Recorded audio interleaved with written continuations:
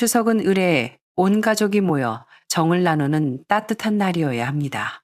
하지만 65세 강영숙 씨에게 그날 밤의 고급 한정식집 룸은 마치 잘 짜인 덫과도 같은 그야말로 홍문연, 홍문예이었습니다. 믿어지십니까?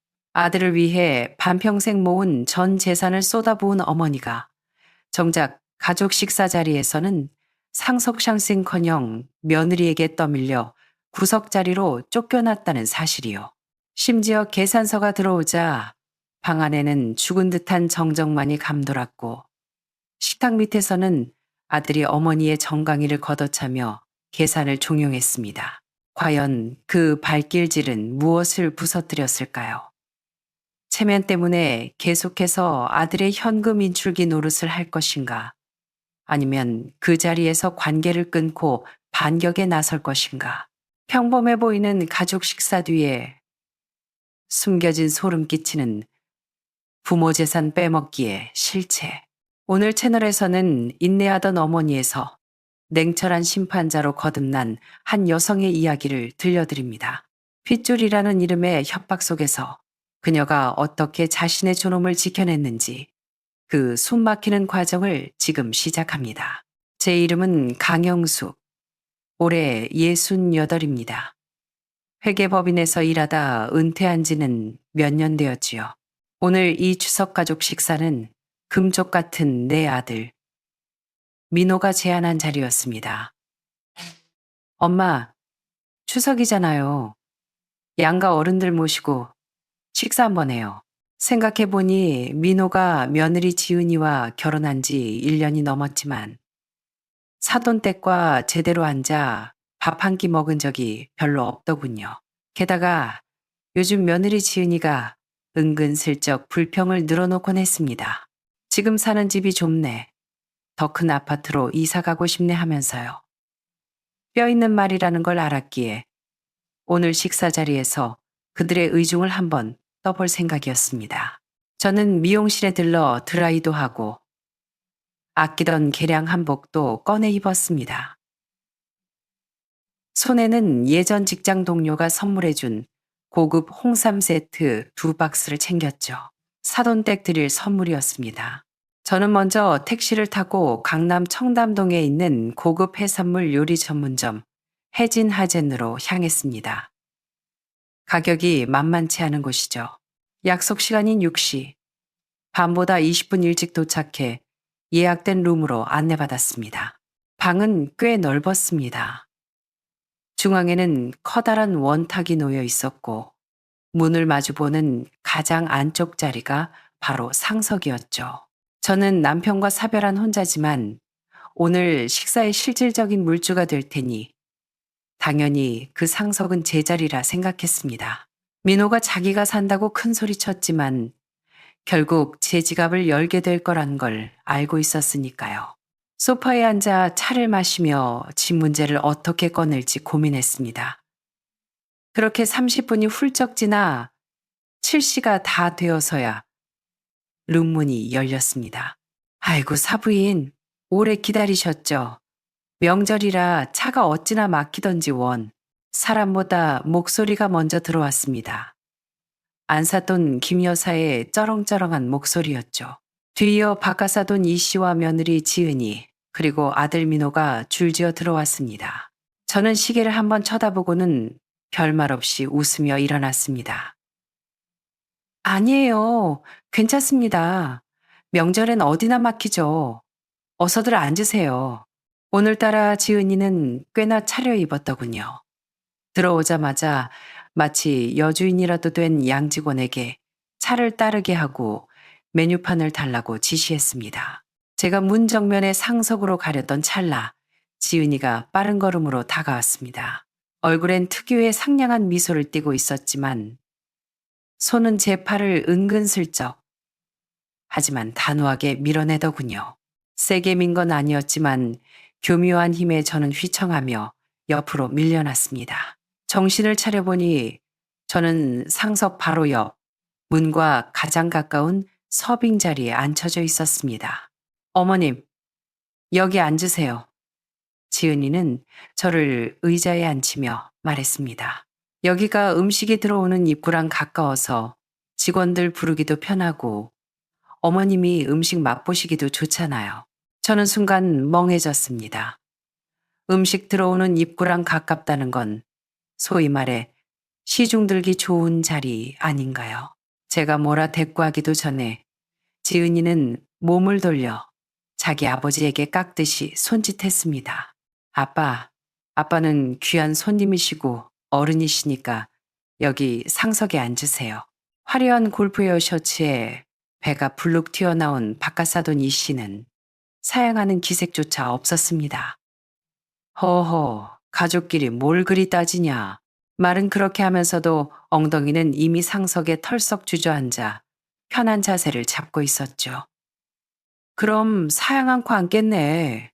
안사돈 김 여사도 자연스럽게 그 옆에 앉았고 지은이는 민호를 끌고 반대편에 앉았습니다. 순식간에 저는 구석에 낀 물주 겸 들러리가 되어버렸습니다. 상석에 앉아 거만하게 웃고 있는 바깥사돈과 그 옆에서 땅콩이나 까먹으며 눈치만 보는 아들 민호를 보니 속에서 천불이 올라왔습니다. 이건 예의가 없는 수준이 아니었습니다. 이건 명백한 기싸움이자 저를 길들이려는 수작이었죠. 가족 모임이 아니라 저를 옥죄어오는 홍문연이었습니다. 그 한 번의 밀침으로 저와 이 가족의 거리는 돌이킬 수 없이 멀어졌습니다. 좋다. 너희가 연기를 하겠다면 나도 장단을 맞춰주마. 저는 한복 옷매무새를 다듬으며 의미심장한 미소를 지었습니다. 사돈 어른께서 상석에 앉으셨으니 우리 민호를 그만큼 생각해 주신다는 거겠죠. 자, 주문하시죠. 메뉴판이 들어왔습니다. 금박이 입혀진 두꺼운 가죽 표지가 보기만 해도 비싸 보였습니다. 제가 손을 뻗으려는데 지은이가 낚아채듯 가져가더니 친정 부모에게 건넸습니다. 엄마, 아빠, 오늘 민호 씨가 쏘는 거니까 부담 갖지 말고 드시고 싶은 거 다 시키세요. 지은이는 마치 이 식당이 자기 것이라도 되는 양 깔깔거렸고 민호는 옆에서 어색하게 웃으며 네네, 장인어른 장모님 편하게 고르세요라고 거들었습니다. 저는 속으로 혀를 찼습니다. 쥐꼬리만한 월급 받으면서 네가 무슨 수로. 안사또는 메뉴판을 보며 감탄사를 연발했습니다. 어머나, 이 랍스터 좀 봐. 사진이 아주 실하네. 저기요, 이거 얼마예요? 직원이 상냥하게 대답했습니다. 오늘 아침 항공 직송된 거라 시세로 1키레지에 30만 원 정도 합니다. 한 마리에 2키레지 조금 넘습니다. 좋네, 좋아. 우리 사람 수대로 반마리씩 다 줘요. 추석인데 이 포강 좀 해야지. 머릿속으로 계산해 보니 랍스터만 해도 100만 원이 훌쩍 넘었습니다. 바깥 사돈도 질세라 거들었습니다. 이 자연산 전복 요리 큰 걸로 하고 민호 자네가 여기 불도장, 후텨장이 유명하다고 했지. 그것도 대다자로 하나 시켜. 다들 몸보신 좀 하게. 네, 불도장 대자에 자연산 전복 5인분 추가요. 주문을 받아 적는 직원의 손이 바쁘게 움직였습니다. 옆에서 듣고 있던 저는 눈가가 파르르 떨렸습니다. 술값에 봉사료까지 합치면 150만 원은 우습게 넘길 판이었습니다. 비싼 요리 주문이 끝나자 지은이가 그제야 저를 돌아보며 세상 효부인 척 물었습니다. 어머님은 뭐 드시겠어요? 소화 잘 되게 버섯볶음이나 나물 종류 시켜드릴까요? 저녁에 기름진 거 드시면 속 부대끼시잖아요. 건강 생각해서 담백한 게 낫죠. 참으로 대단한 효심이었습니다. 친정 부모는 랍스터에 전복을 먹이고 시어머니는 나물 반찬이라니. 저는 찻잔을 내려놓으며 웃었습니다. 됐다. 너희가 시킨 것만으로도 차고 넘치는데 뭘. 나는 입맛도 없으니 대충 먹으마. 사돈 어른들만 잘 드시면 됐지. 음식이 나오자 상다리가 휘어질 듯 했습니다. 김이 모락모락 나는 산의 진미를 앞에 두고 몇 잔의 술이 돌자 바깥사돈의 입이 열렸습니다. 랍스터 살을 입안 가득 씹으며 그가 말했습니다. 사부인, 우리 지은이가 귀하게 자라 고생을 모르는데 민호한테 시집 오면서 고생이 많아요. 민호 자네, 앞으로 우리 딸 눈에서 눈물 나게 하면 안 되네. 제가 입을 떼기도 전에 안사돈이 맞장구를 쳤습니다. 그럼요. 요즘 애들 집 장만하기가 얼마나 힘들어요. 사부인, 연금도 받으시잖아요? 그 강남 아파트 아직 명예 이전 안 해주셨죠. 가슴이 철렁 내려앉았습니다. 역시나 공짜 밥은 없었습니다. 안사돈이 젓가락을 내려놓고 저를 빤히 쳐다보았습니다. 오늘같이 좋은 날 화끈하게 명의 넘겨주시죠. 공동 명의로 하든가 아니면 아예 애들 앞으로 해주시면 우리 지은이가 얼마나 맘 편히 손주를 낳아주겠어요. 지은이도 옆에서 애교를 부렸습니다. 맞아요, 어머님. 지금 사는 집이 우리 명의가 아니니까 불안해서 잠이 안 와요. 나중에 애 낳고 학교 보내려면 저는 이 가족의 뻔뻔한 연극에 헛웃음이 나올 뻔했습니다. 상석으로 기를 죽이고 칭찬으로 띄워주더니 결국 목적은 집 내놓으라는 협박이었습니다. 차를 한 모금 마시고 입을 열었습니다. 지은이가 귀한 딸인 건 알죠. 하지만 그 귀한 딸 데리고 살려면 그만한 복도 있어야 하는 법입니다. 민호 월급 300만 원에 차 할부금 갚고 나면 남는 것도 없는데 그 귀한 딸 건사나 제대로 할지 모르겠네요. 저는 잠시 말을 끊었다가 안사돈을 똑바로 쳐다봤습니다. 그리고 집 문제는 큰일 아닙니까? 오늘은 좋은 날이니 집 얘기는 하지 마시죠. 손주 낳는 게 저 좋으라고 낳나요? 자기들 좋자고 낳는 거지. 집 한 채 받아야 애 낳겠다는 건 그 아이 몸값이 너무 비싼 거 아닌가요? 부드럽게 받아쳤지만 뼈 있는 말의 분위기가 순식간에 싸해졌습니다. 바깥사돈의 얼굴이 굳어지더니 헛기침을 했습니다. 술이나 합시다. 사부인 농담도 잘하시네. 식사는 계속되었습니다. 사돈 부부는 정말 체면도 없이 랍스터와 전복을 개걸스럽게 먹어치웠고 며칠 굶은 사람처럼 굴었습니다. 지은이는 부모님 접시에 살을 발라주느라 바빴지만 시어머니인 저에게는 나물 접시 한 번 밀어준 적 없었습니다. 저는 그저 묵묵히 차만 마셨습니다. 술이 몇 순배 돌고 불도장 그릇이 바닥을 드러낼 즈음 모두 배를 두드리며 만족해 했습니다. 바깥사돈은 이쑤시개로 이를 쑤시며 트림을 거나하게 했고 안사돈은 남은 고급 디저트를 핸드백에 쓸어 담았습니다. 지은이는 스마트폰으로 음식 사진을 찍어 친구들에게 자랑하느라 정신이 없었죠. 그때 직원이 검은색 빌지 계산서 홀더를 들고 들어왔습니다. 실례합니다. 계산은 어느 분이 하시겠습니까? 총 148만 원입니다. 148만 원. 그 금액이 들리자 시끌벅적하던 방안이 쥐 죽은 듯 조용해졌습니다. 바깥사돈은 딴청을 피우며 벽에 그림을 감상했고 안사돈은 거울을 꺼내 립스틱을 고쳤습니다. 지은이 역시 못 들은 척 핸드백을 뒤적였습니다. 모두의 시선이, 아니 온몸의 신경이 저를 향하고 있다는 걸 느꼈습니다. 예전처럼 제가 지갑을 꺼내며 제가 낼게요라고 말해주길 기다리는 거겠죠. 하지만 저는 미동도 하지 않고 찻잔 속의 찻잎만 바라봤습니다. 내가 아들 잘 살라고 퍼준 돈이 얼만데 내 호의가 걸린 줄 아는구나. 제가 가만히 있자 옆에 앉은 민호가 안절부절 못했습니다.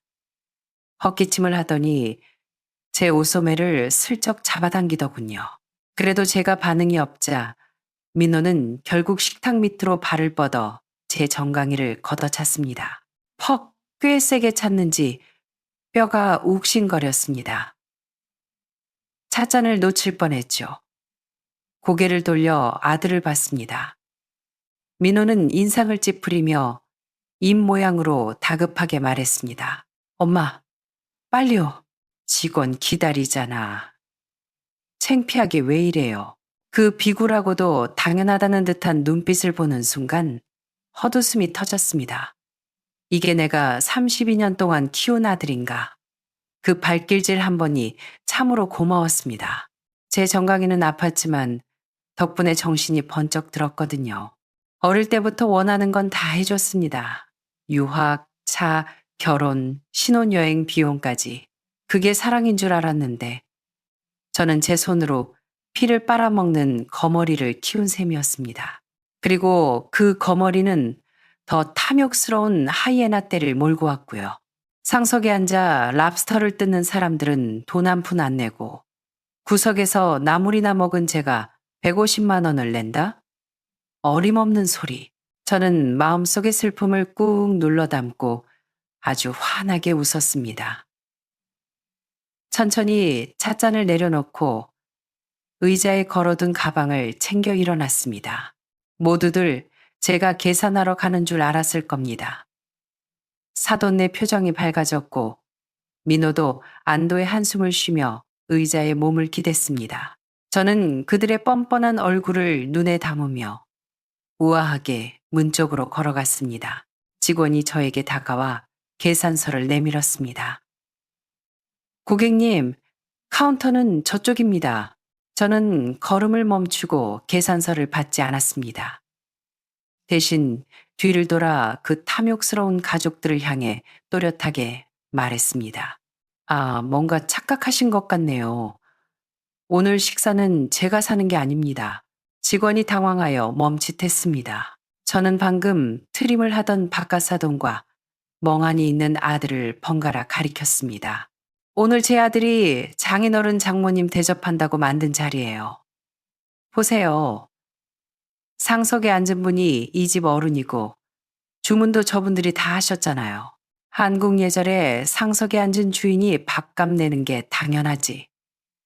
문간방 구석에 껴앉은 손님이 돈 내는 법이 어디 있습니까? 방 안에 공기가 얼어붙었습니다. 민호가 벌떡 일어났습니다. 엄마, 지금 뭐 하시는 거예요? 얘기가 다르잖아. 뭐가 달라? 제가 차갑게 말을 잘랐습니다. 내가 돈 내고 너희가 생색내기로 한 거? 내가 나물 먹고 너희가 랍스터 먹기로 한 거? 민호야, 너도 30 넘은 가장이다. 처가 식구 밥 사주는데 늙은 엄마 지갑 여는 게 그게 누구 체면 깎아먹는 짓인지 아직도 모르겠니? 민호는 입만 벙긋거릴 뿐 아무 말도 못했습니다. 저는 직원에게 상냥하게 웃어 보였습니다. 저기 양복 입은 남자분이나 상석에 앉은 어르신께 받으세요. 전 바빠서 이만. 저는 뒤도 돌아보지 않고 문을 열고 나갔습니다. 뒤에서 지은이의 날카로운 비명 같은 목소리가 들렸습니다. 어머님, 이러고 가시면 어떡해요. 어떡하긴 너희들끼리 해결해야지. 식당을 빠져나와 거리에 서니 밤 공기가 찼습니다. 하지만 가슴속은 그 어느 때보다 시원했습니다. 휴대전화 전원을 끄고 택시를 잡았습니다. 차창 밖으로 스쳐 지나가는 서울의 야경이 오늘따라 유난히 화려하고 또 쓸쓸해 보였습니다. 택시 안에서 지난 1년이 주마등처럼 스쳐갔습니다. 민호 결혼식 때 남편 사망보험금까지 털어 특급 호텔에서 결혼식을 올려줬습니다. 사돈댁 체면 세워준다고 지은이에게 명품 예물까지 해줬죠. 그때 바깥 사돈이 제 손을 잡고 이제 지은이는 친딸이나 다름없으니 잘 부탁한다고 했을 때 저는 그 말을 철석같이 믿었습니다. 하지만 현실은 달랐습니다. 저는 그들의 무료 파출부였습니다. 맞벌이라 바쁘다기에 매일 시장 봐서 반찬에다 바쳤고 집 좁다기에 제 명의 강남 아파트 내주고 저는 낡은 빌라로 이사 나왔습니다. 그런데 제가 고열로 응급실에 가야 했을 때 민호에게 전화하니 지은이가 받더군요. 어머님, 민호 씨 지금 샤워해요. 택시 타고 가세요. 정 안 되면 119 부르시고요. 우리 내일 출근해야 해서 못 가요. 그날 밤, 저는 혼자 응급실에서 링거를 맞았습니다. 다음 날 괜찮냐는 전화 한 통 없더군요. 오직 어머님, 오늘 반찬은요? 라는 문자뿐이었습니다.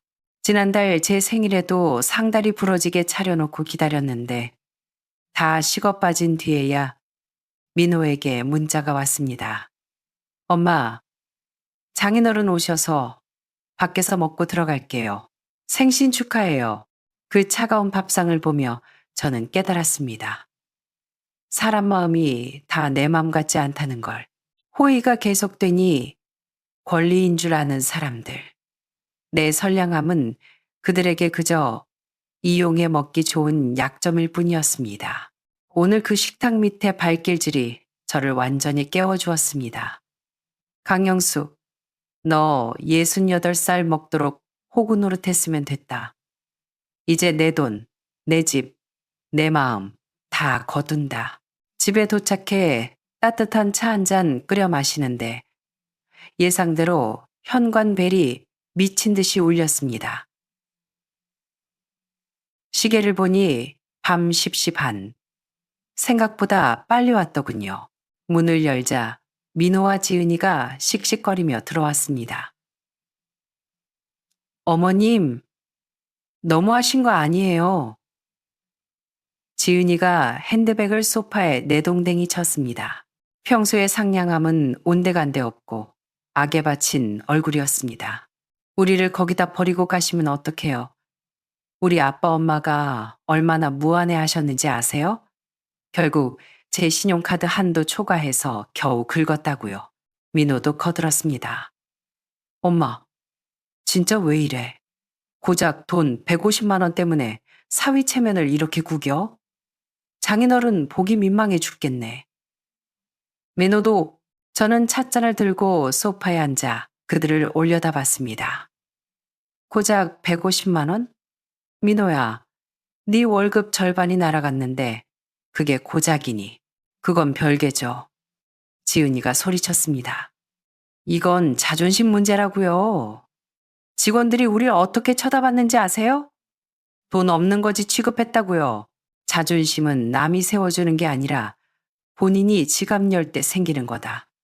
제가 차갑게 쏘아붙였습니다. 상석에 앉으셨으면 밥값 내는 위엄도 보이셔야지. 그리고 손님한테 밥값 내라니 그게 무슨 경우냐. 지은이는 말문이 막혔는지 얼굴이 불그락푸르락했습니다. 말로 안 되겠다 싶었는지 갑자기 배를 감싸주며 눈물을 글썽이기 시작했습니다. 좋아요. 어머님이 이렇게 나오시니 저도 말씀드릴게요. 지은이가 가방에서 구겨진 종이 한 장을 꺼내 탁자에 탁 내려놓았습니다. 저 임신했어요. 오늘 추석 선물로 말씀드리려 했는데 분위기 다 망치셨네요. 민호와 저는 동시에 굳었습니다. 민호가 환호하며 종이를 집어들었습니다. 여보, 진짜야? 나 아빠 되는 거야. 흐릿한 초음파 사진에는 아기집 같은 것이 찍혀 있었습니다. 지은이가 눈물을 닦으며 말했습니다.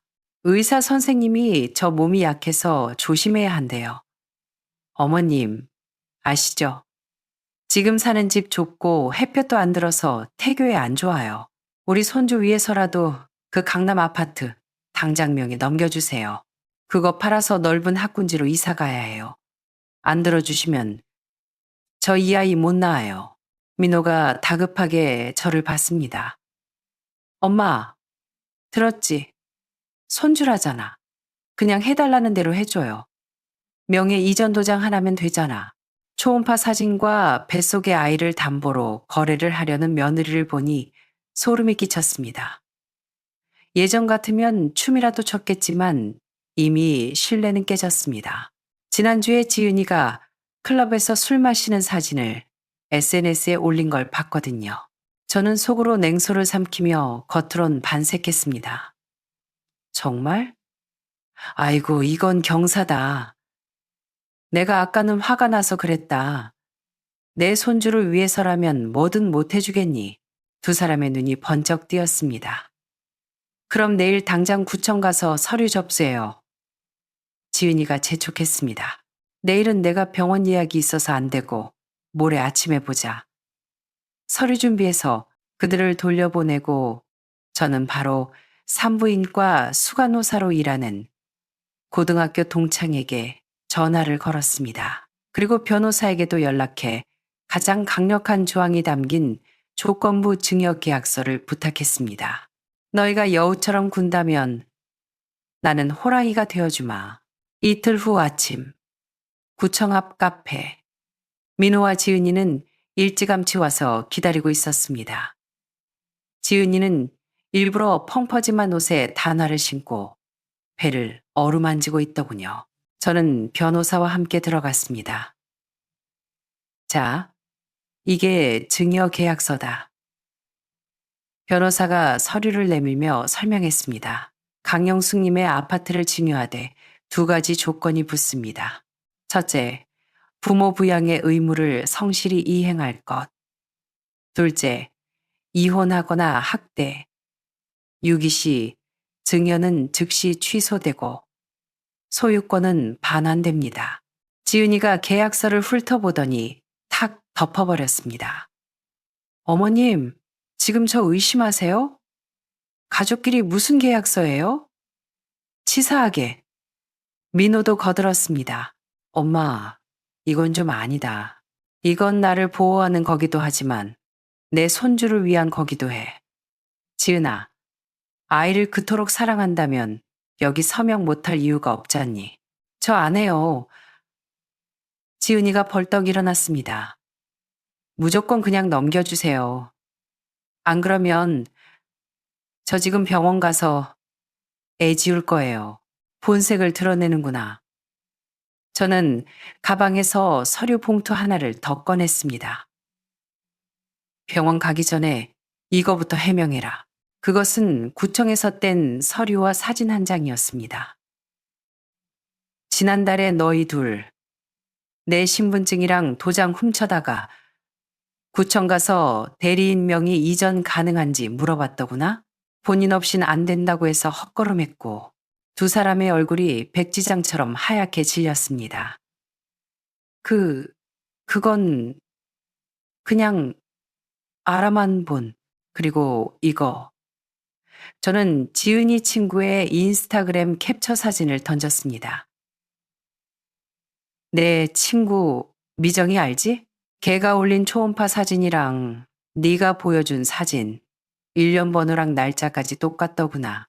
산부인과 기록 조회해보니 넌 최근 3개월간 병원에 간 적도 없고 지은이는 입을 뻥끗 못하고 굳어버렸습니다. 민호가 떨리는 손으로 사진을 집어들었습니다. 지은아, 너 임신 아니었어? 나까지 속인 거야. 아니, 그게 아니라 착오가. 그만해라. 제가 책상을 내리쳤습니다. 민호야, 똑똑히 봐라. 집 한 채 뺏으려고 남편까지 속이고 가짜 임신쇼를 하는 여자가 네 와이프다. 저는 자리에서 일어나며 마지막 통보를 날렸습니다.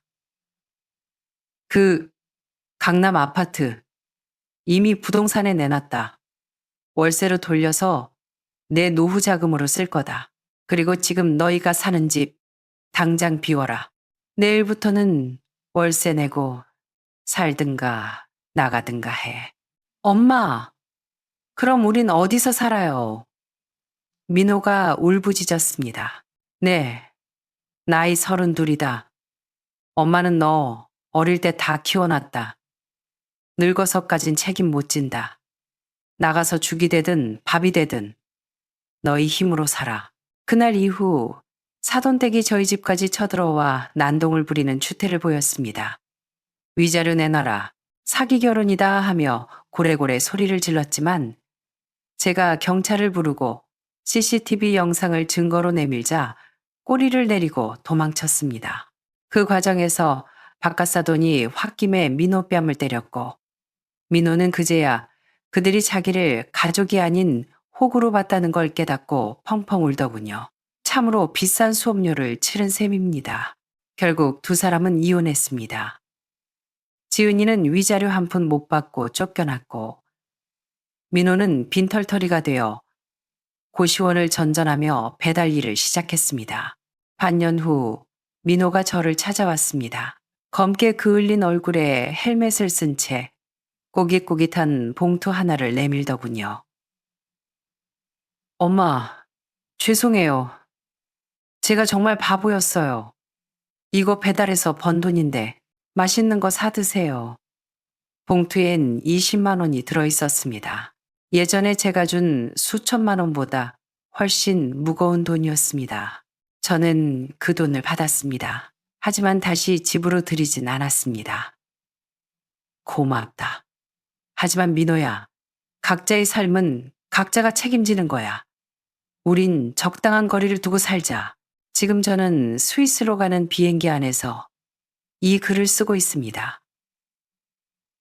아파트를 월세 놓고 받은 돈으로 평생 꿈꾸던 유럽 여행을 떠나는 길입니다. 창밖에 구름을 보며 샴페인 한 잔을 마시니 비로소 제 인생을 되찾은 기분입니다.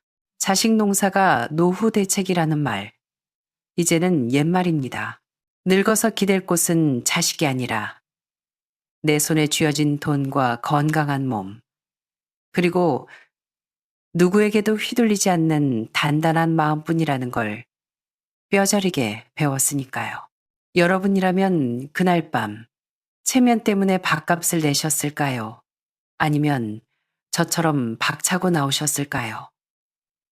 여러분의 생각은 어떠신가요? 댓글로 남겨주세요. 지금까지 황혼의 품격이었습니다. 그리고 3초 뒤 스튜디오가 떠나갈 듯한 함성이 터져 나왔습니다. 이건 노래가 아닙니다. 절규이자 생명입니다.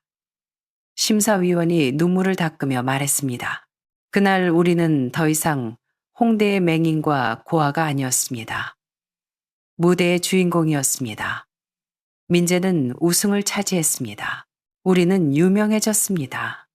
광고 섭외가 들어오고 저에게는 연주 앨범 제의가 들어왔습니다. 그러자 돈 냄새를 맡은 하이에나들이 움직이기 시작했습니다. 아들과 며느리, 처음에는 전화를 해대더군요.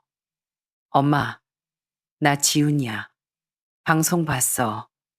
보고 싶어 죽는 줄 알았네. 방 깨끗이 치워놨으니까 빨리 들어와. 어머니, 저 미혜예요. 제가 그때 산후 우울증 때문에 잠시 미쳤었나 봐요. 용서해 주세요.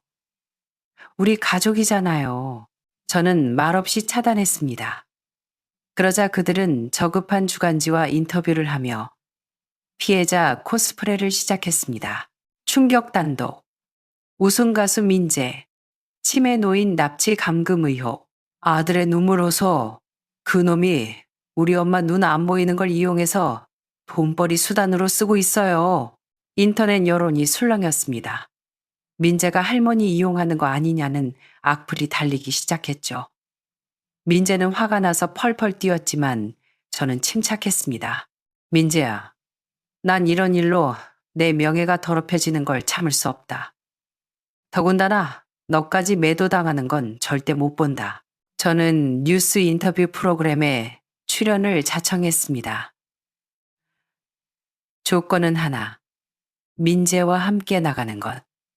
생방송 당일, 저는 검은색 정장을 입고 선글라스를 낀 채 스튜디오에 앉았습니다.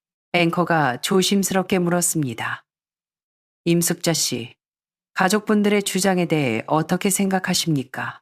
저는 천천히 선글라스를 벗었습니다. 초점 없는 하얀 눈동자가 카메라를 정면으로 응시했습니다. 스튜디오에 정막이 감돌았습니다. 저는 아들과 며느리를 미워하지 않습니다. 제 목소리는 차분했습니다. 미워하기엔 제가 겪은 공포가 너무 컸으니까요. 여러분, 늙고 병들어서 자식 눈치 보며 사는 공포를 아십니까? 베란다 문 하나 사이에 두고 숨소리조차 크게 못 내며 죽어라 하는 소리를 듣는 심정을요. 저는 카메라를 향해, 아니, 세상의 모든 자식들에게 말했습니다. 저는 그 집을 아들에게 주었습니다. 사랑해서가 아니라 버림받을까봐 무서워서였습니다. 하지만 결과는 2평짜리 베란다 감옥이었습니다. 지훈아, 미혜야, 오늘 내가 이 자리에 나온 건 집을 돌려받기 위해서가 아니다. 세상의 수많은 임숙자들에게 말해주고 싶어서다. 집은 껍데기일 뿐이고 돈으로 산 효도는 가짜라고, 부모를 짐짝 취급하는 건 현대판 고려장이고 살인이나 다름없는 범죄라고 말이다. 제 고백은 전파를 타고 전국을 울렸습니다. 이 방송을 본 검찰과 노인보호 전문기관이 움직였습니다. 박 사장님의 증언, 그리고 홍대에서 찍힌 동영상이 결정적인 증거가 되었습니다. 지훈과 미혜는 존속 유기 및 사기 혐의로 기소되었습니다. 재판은 싱겁게 끝났습니다. 부양 의무를 이행하지 않은 증여는 무효라는 판결과 함께 집 명의는 제게로 돌아왔습니다. 변호사가 등기 권리증을 제게 건네주었습니다. 어르신, 다시 들어가서 사실 겁니까? 민재가 걱정스레 물었습니다. 저는 고개를 저었습니다. 그 집은 껍데기야. 저는 그 집을 팔았습니다. 제 노후 자금을 제외한 전액을 시각장애인과 독거노인을 위한 음악재단, 빛을 보는 사람들 설립기금으로 내놓았습니다. 그리고 유언장을 작성했습니다. 내 남은 모든 재산은 재단과 김민재 군에게 상속한다. 직계 비속인 김지훈과 그 배우자에게는 단 1원의 유류분도 남기지 않는다. 감정은 산 사람에게나 쓰는 것이지 법 앞에서는 냉정해야 하니까요. 지금 저는 바다가 보이는 작은 집에서 피아노를 칩니다. 민재는 틈날 때마다 와서 노래를 부르고요. 건반을 두드리며 조계사에서 뽑았던 점괘를 생각합니다. 행도수궁처 좌간운기시. 물길이 닿은 곳에서 비로소 구름이 일어나는 것을 보았다. 그 차가운 베란다가 내 인생의 막다른 길인 줄 알았는데 사실은 하늘로 날아오를 활주로였던 셈입니다. 제 이야기는 여기까지입니다. 혹시 지금 어두운 베란다에 갇혀 있다고 느끼시는 분이 계신가요? 두려워 말고 문을 여세요. 당신을 기다리는 세상은 생각보다 따뜻하고 당신의 노래는 아직 끝나지 않았으니까요. 선생님, 죄송하지만 이 부동산은 이미 한 달 전에 매매 예약 가등기가 되어 있었고 지난주에 잔금 납부와 함께 소유권 이전이 완료되었습니다. 현재 소유주는 박수진 님이 아닙니다. 뭐라고요? 집문서가 엄마한테 있는데 어떻게 팔아요? 집문서는 재발급 가능합니다. 그리고 모든 절차가 합법적으로 끝났습니다. 가져오신 증여 서류는 소유주가 바뀌어서 효력이 없습니다. 민우는 미쳐 날뛰었을 겁니다. 집으로 달려가 봤자 이미 새 주인이 고용한 인테리어 업자들이 공사를 하고 있었겠죠. 이건 내 집이야 라고 소리쳐봤자 경찰 부릅니다 라는 대답만 돌아왔을 테고요. 그는 텅 빈 거리에서 깨달았을 겁니다. 집을 잃은 게 아니라 자신이 엄마를 협박할 수 있는 유일한 수단, 그리고 자신이 용서받을 수 있다는 마지막 착각마저 잃어버렸다는 것을요. 비행기 출발까지 이틀 남았습니다. 호텔방에서 숨죽이고 있는데 낯선 번호로 문자가 왔습니다. 어머님, 저 지은이에요. 떠나시는 거 알아요. 민우 씨 문제로 드릴 말씀이 있어요. 시은이 안전 때문에 그래요. 제발 한 번만 만나주세요. 지은이? 의심스러웠지만 시은이 안전이라는 말에 가슴이 철렁했습니다. 민우가 그들에게 또 해코지했을까봐 걱정되어 견딜 수가 없었습니다. 저는 만약을 대비해 조 변호사에게 위치를 알리고 휴대폰을 긴급 신고 모드로 설정한 뒤 약속 장소인 강남의 한 키즈 카페로 향했습니다. 카페 안쪽 방에 지은이가 앉아 있었습니다. 안으로 들어가자 지은이가 파랗게 질린 얼굴로 저를 쳐다보았습니다. 입술이 떨리고 있었습니다. 그 순간 뒤에서 문이 쾅 하고 닫혔습니다. 민우였습니다. 손에는 과도가 들려 있었습니다. 엄마? 그가 비릿하게 웃었습니다. 역시 손녀일이라면 끔찍하시네. 그는 지은이의 머리채를 잡고 칼을 목에 들이댔습니다. 지은이가 비명을 질렀습니다. 돈 내놔. 집한 돈. 다 어디로 빼돌렸어? 나 죽이려고 작정했어? 돈 안 내놓으면 얘 죽이고 나도 죽고 엄마도 죽는 거야. 그의 손이 떨리면서 지은이의 목에 붉은 실선이 그어졌습니다. 민우야, 진정해. 돈 줄게. 얼마면 돼? 4억. 당장 내 계좌로 이체해. 알았어. 진정해. 저는 천천히 휴대폰을 꺼내는 척하며 전원 버튼을 5번 눌렀습니다. 지잉하는 진동과 함께 경찰에 신고가 접수되고 위치가 전송되었습니다. 인터넷이 좀 느려. 기다려봐. 시간을 끌었습니다. 빨리 안 해. 그가 소리쳤습니다. 저는 송금 버튼을 누르고 확인 화면을 보여주었습니다. 그때 밖에서 사이렌 소리와 함께 경찰들이 들이닥쳤습니다. 꼼짝 마. 경찰이다. 민우는 당황하더니 더욱 미쳐 날뛰며 지은이를 끌고 가려 했습니다. 오지 마. 다 죽여버릴 거야. 그가 칼을 지은이에게 꽂으려던 찰나. 저는 식탁 위에 있던 뜨거운 차가 든 주전자를 집어들어 있는 힘껏 민우의 손목을 내리쳤습니다. 뜨거운 물과 충격에 민우가 칼을 떨어뜨렸고 경찰들이 그를 덮쳤습니다. 바닥에 제압당한 민우가 고개를 쳐들고 저를 노려보며 소리 질렀습니다. 엄마가 나를 신고해? 내가 아들인데. 어떻게 엄마가 이럴 수 있어? 저는 떨리는 손으로 지은이를 일으켜 세운 뒤 바닥에 깔린 아들에게 다가가 말했습니다. 김민우, 나랑 네 아빠는 수없이 기회를 줬어.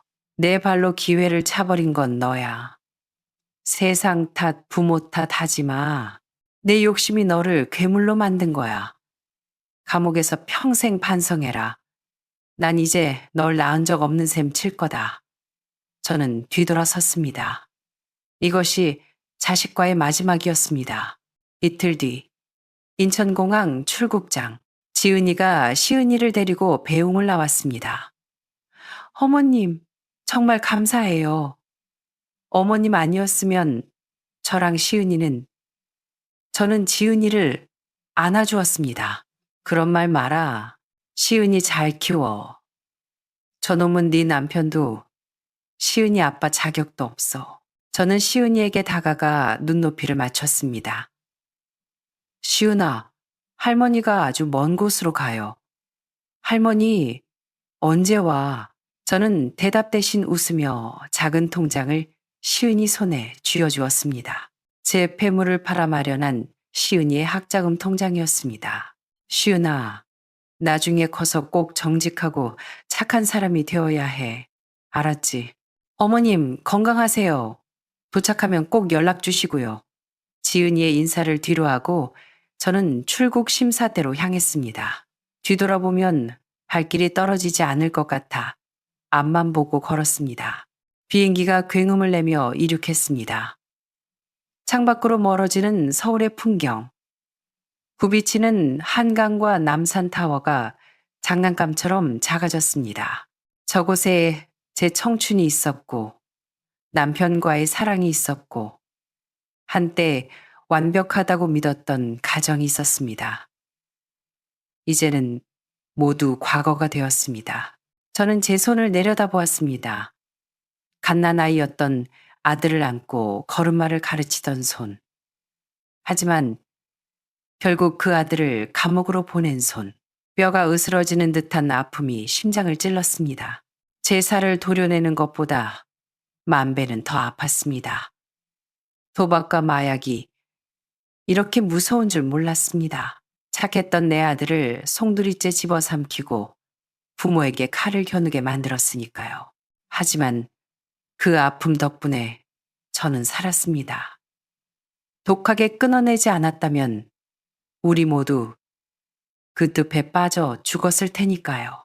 구름 위로 비행기가 올라가자 햇살이 기내로 쏟아졌습니다. 마치 남편이 저를 보며 웃어주는 것 같았습니다. 수진아, 잘했어.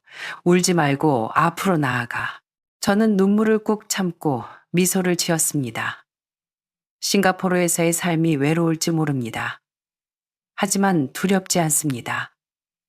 이제 제 인생은 온전히 저의 것이니까요. 저는 여행 가방 하나와 비행기표, 그리고 마침내 자식이라는 짐을 내려놓은 홀가분한 마음만을 가지고 떠납니다. 박수진 여사의 이야기는 여기까지입니다. 행복했던 가정이 도박과 마약으로 인해 파탄나고 결국 어머니가 아들을 감옥에 보내고 떠나야만 했던 이 비극적인 결말. 여러분은 어떻게 보셨나요? 누군가는 아무리 그래도 자식인데 너무 매정하다라고 할 수도 있습니다. 하지만 또 누군가는 악의 구렁텅이에서 자신과 손녀를 지키기 위한 뼈를 깎는 결단이었다라고 박수 칠지도 모릅니다.